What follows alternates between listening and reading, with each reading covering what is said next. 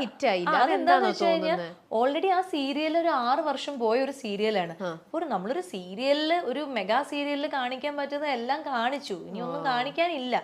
പിന്നെ second part ചാനലിന്റെ പിന്നെ നമ്മളെല്ലാവരും വിചാരിച്ച് അങ്ങനെ ഡിസിഷൻ എടുത്തപ്പോൾ ചിലപ്പോൾ ചെയ്ത് നോക്കാം, എങ്ങാനും ഹിറ്റ് ആയാലോ എന്ന് വിചാരിച്ച് അങ്ങനെ. ചെയ്തതാണ്. ഓക്കെ. അപ്പം ഒന്നും ചെയ്യാനില്ല. മറ്റേന്ന് പറഞ്ഞാൽ ഒരു ഇതുണ്ടായിരുന്നു. ആദ്യം ഇഷ്ടം ഒരാൾ കൂടെ നടക്കുന്നു, അപ്പോൾ അയാൾക്ക് ഇഷ്ടമല്ല എന്ന് പറയണു, പിന്നെ അത് ഇഷ്ടമാണെന്ന് പറയണു, പിന്നെ കല്യാണം നടക്കുന്നു, കല്യാണം നടക്കാതിരിക്കുന്നു, മരിക്കുന്നു, മറിച്ച് ജീവിച്ചു വരുന്നു, അങ്ങനെ പല പല കാര്യങ്ങളുണ്ടായിരുന്നു. ആ സീരിയൽ തീരുമ്പോൾ ഞങ്ങൾ ഹാപ്പി എൻഡിങ് ആയിട്ടാണ് തീർന്നത്. ഭാര്യ ഭർത്താവ് കൊച്ച് ഒക്കെ ആയിട്ട് സുഖമായിട്ട് ലല്ലെല്ലാം പാടി തീർത്തതാണ്. പിന്നെ അവിടുന്ന് തുടങ്ങുമ്പോൾ പിന്നെ നമ്മൾ ചില സിനിമകളെയൊക്കെ പോലെ സെക്കൻഡ് പാർട്ട് സീരിയലിന് അത്രയും കൊണ്ടുവരാൻ പറ്റില്ലല്ലോ. എത്രയൊക്കെ ആണെങ്കിലും അതിനൊരു പിഴിയാനുള്ളൊരു സാധനം കഴിഞ്ഞു. അപ്പം മേ ബി അതായിരിക്കാം ആളുകൾക്ക് അത് അത്രയ്ക്ക് ഇഷ്ടപ്പെട്ടില്ല. പ്രത്യേകിച്ച് കഥയൊന്നും ഉണ്ടായിരുന്നില്ല, അതുകൊണ്ടാണ് അത് ടേക്ക് ഓഫ് ചെയ്യുന്നത്. പക്ഷേ റൈറ്റർ മാറി. അപ്പൊ ആദ്യത്തെ സീത എഴുതിയ റൈറ്റർ അല്ലാത്തത് കൊണ്ടും ആവാം. കാരണം അന്ന് എഴുതിയ ആൾക്ക് ആ ഒരു എസെൻസ് അല്ലെങ്കിൽ ആ ഒരു സംഭവങ്ങൾ കിടക്കുന്നുണ്ടാവും. അപ്പൊ പുതിയൊരാൾ വരുമ്പോൾ അയാളുടെ ശൈലി പുതിയതായിരിക്കും. അപ്പൊ ഓഡിയൻസിന് മറ്റേ ശൈലി ഓൾറെഡി മനസ്സിൽ കിടക്കുമായിരിക്കും. അങ്ങനെയും വരാം. അല്ല, വേറൊന്നും ഞാൻ കേട്ടത് വെച്ചാൽ ഏഷ്യാനെറ്റില് ചിന്താവിഷ്ടയായ സീത എന്ന് പറഞ്ഞൊരു സീരിയല് അതിന്റെ തന്നെയാണ് ആക്ച്വലി സീത എന്ന് പറയണതെന്ന്. അതങ്ങനെ തന്നെയാണ്. ഏഷ്യാനെറ്റ് ചിന്താവിഷ്ടയായ സീതയാണ് ചെയ്തത്. പക്ഷെ അതെന്തോ ഒരു എഗ്രിമെന്റ് എന്തോ ഉണ്ടായിരുന്നു, 150 എപ്പിസോഡ് എന്തോ ഉള്ളൂ, അങ്ങനെ എന്തോ ഉണ്ടായിരുന്നു. പക്ഷെ 150 എപ്പിസോഡ് കഴിഞ്ഞപ്പോ നമ്മുടെ ഈ സീരിയൽ കുറച്ചുകൂടി മുന്നോട്ട് കൊണ്ടുപോകണമെന്ന് ഡയറക്ടർക്ക് ഒരു ആഗ്രഹം വന്നു. പക്ഷെ അപ്പം വേറൊരു ചാനലിനെ അപ്രോച്ച് ചെയ്തു. അപ്പൊ അവര് ചെയ്തപ്പോൾ അവർ ഓക്കെ പറഞ്ഞു. അങ്ങനെ നമ്മൾ എവിടെയാണോ തീർന്നത് അവിടുന്ന് പുതിയതായിട്ട് ഈ ഫ്ലവേഴ്സിൽ കൊണ്ടുവന്ന് ചെയ്തു.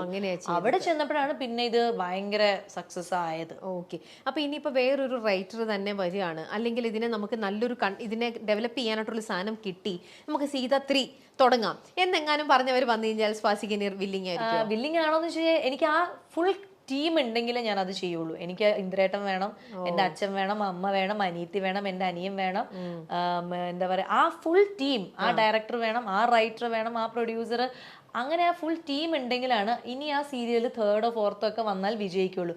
പുതിയൊരാള്, പുതിയ ക്യാരക്ടേഴ്സ് ആരെങ്കിലും അതിൽ എൻ്റർ ആയി കഴിഞ്ഞാൽ അത് നിൽക്കില്ല.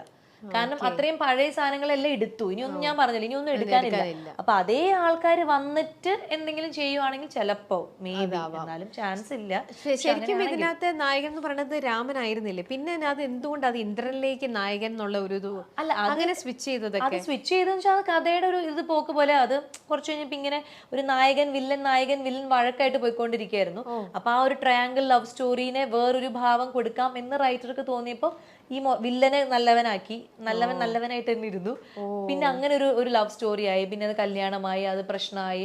പിന്നെ രണ്ട് ഭാര്യ ഭർത്താവും വേറെ വേറെ ജോഡികൾ, രണ്ടുപേർക്കും 2 സ്വഭാവമായിരിക്കും, രണ്ടുപേരുടെയും ലൈഫിന്റെ പേഴ്സ്പെക്റ്റീവ് വേറെ ആയിരിക്കും. അപ്പൊ അങ്ങനെ കഥ പോയി.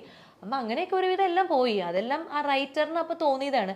ആൻഡ് ഒരു റൊമാൻറ്റിക് ട്രാക്ക് നമ്മുടെ മലയാളം സീരിയലിൽ ഉണ്ടായിരുന്നില്ല. നമ്മുടെ മലയാളം സീരിയലിൽ എപ്പോഴും എന്ന് പറഞ്ഞാൽ അങ്ങനെ തൊടുക അല്ലെങ്കിൽ ഉമ്മ വയ്ക്കുക അങ്ങനെയൊന്നും ഉണ്ടായിരുന്നില്ല.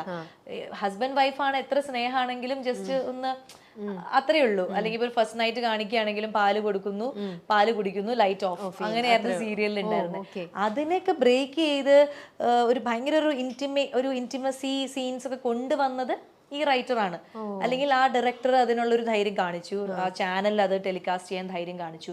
അപ്പൊ നമുക്ക് ആ ധൈര്യം വന്നത് എന്താ വെച്ച് കഴിഞ്ഞാൽ നമ്മൾ ഹിന്ദി സീരിയൽസ് ഒക്കെ ഫോളോ ചെയ്യുന്ന മലയാളി ഓഡിയൻസിന്റെ ഇത് എടുത്ത് നോക്കിയപ്പോൾ എല്ലാവർക്കും ഭയങ്കര ഇഷ്ടമാണ്. ഹിന്ദി സീരിയൽ ഫുൾ റൊമാൻസ് ആണ്, വേറെ കഥയൊന്നും ഇല്ല അതിനകത്ത്. പ്രത്യേകിച്ച് മിണ്ടിയ പാട്ട്, ഹിന്ദി സിനിമ പോലെ തന്നെ സീരിയല്. അപ്പൊ നമ്മൾ വിചാരിച്ചു അത് ഇഷ്ടപ്പെടുന്ന ഓഡിയൻസ് അത്രത്തോളം കൂടുതൽ ഉണ്ടെങ്കിൽ നമുക്കും ട്രൈ ചെയ്ത് നോക്കാം എന്ന് വിചാരിച്ചാണ് അങ്ങനെ ഒരു റൊമാൻറ്റിക് ട്രാക്ക് പിടിച്ചത്. അത് പിടിച്ചതുകൊണ്ട് മാത്രമാണ് ഞങ്ങളുടെ സീരിയൽ ഇത്രയും യങ്സ്റ്റേഴ്സിന്റെ ഇടയിലൊക്കെ വൈറലായത്. ഈ റീൽസ് ഉണ്ടാക്കുക, അല്ലെങ്കിൽ ഈ ലോങ് ഡിസ്റ്റൻസ് റിലേഷൻഷിപ്പ്, അല്ലെങ്കിൽ ഹസ്ബൻഡ് വൈഫിന്റെ റിലേഷൻഷിപ്പ്, അതൊക്കെ ബിൽഡ് ചെയ്തത് ആ റൊമാൻസ് വന്നുകൊണ്ടാണ്. നമ്മൾ എല്ലാം ഭയങ്കര കുറച്ചും കൂടി ഒരു സിനിമാറ്റിക് ആയിട്ട് കാണിക്കാനൊക്കെ ശ്രമിച്ചു. പ്രേമമാണെങ്കിലും അതിലെ ഇന്റിമസി ആണെങ്കിലും എല്ലാം. അപ്പം മേ ബി അത് അവർക്ക് ഇഷ്ടപ്പെട്ട് കാണും.